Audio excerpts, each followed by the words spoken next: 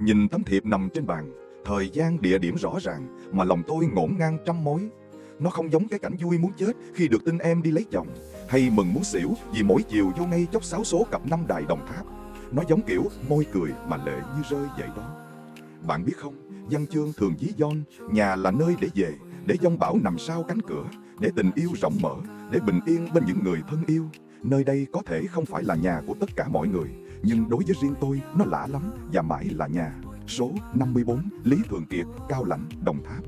Nơi mà tôi ngập ngừng, rón rén, ngơ ngác, xa lạ, gần gũi, giống như một thằng nhóc mới nhổ giò.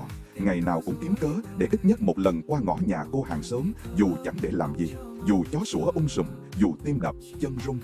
Ở nơi đó có những lão tiền bối như NVL, HCT, LNR, TT, HT, HD, NDH, NVX, NKT, HCT, PK, NTT, NTQ, DQD, NTL, BTN.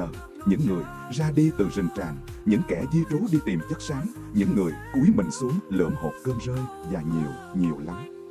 Ở nơi đó còn có rất nhiều người mà tôi chưa một lần hữu duyên gặp mặt, dù tiếng của họ đã vang khắp cõi, bởi tôi chưa gắn như cây lúa nước, mỗi mùa vươn mấy thước cao, vai lúa chưa mang bông nặng, đâu biết tháp 10 bao sâu.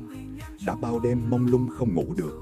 Thôi thì ta thà như cậu bé ngày xưa, vẫn đi tìm qua ngõ nhà em, vẫn chiều chiều ngồi bên bến vắng, đếm từng chuyến đò đưa rước khách sang sông, để mong một bóng dáng thân quen tươi cười, dù chẳng biết nàng cười với ai. Vẫn đăm đăm mơ màng tìm kiếm nơi cuối trời, khuất sau rặng bần già kia, hình bóng con chim sáo nhỏ đã mãi vui bay vút theo bầy, quên cả lối về. Ít ra ta còn có một ước mơ, một nơi bấu víu chút kỷ niệm dẫu mong manh, còn hơn kinh kha qua sông dịch thủy, Tây Thi ngoảnh nhìn về đất Việt lần cuối cùng.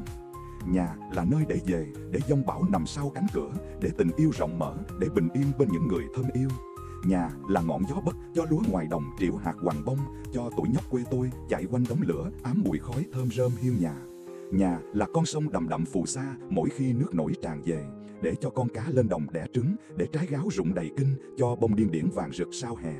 Để cho em tôi chống xuồng chở đầy bông sen bông súng trên cánh đồng rực ánh mặt trời, dù đã cố trốn trong đôi má em ẩn hiện dưới chiếc nón lá và bộ đồ bà ba dân dã. Âu cũng định mệnh, cho dù có muốn lục bình không trôi thì nó vẫn cứ lững thững tiến rìm bờ sông, cuộc sống vẫn cứ tiếp tục đúng không?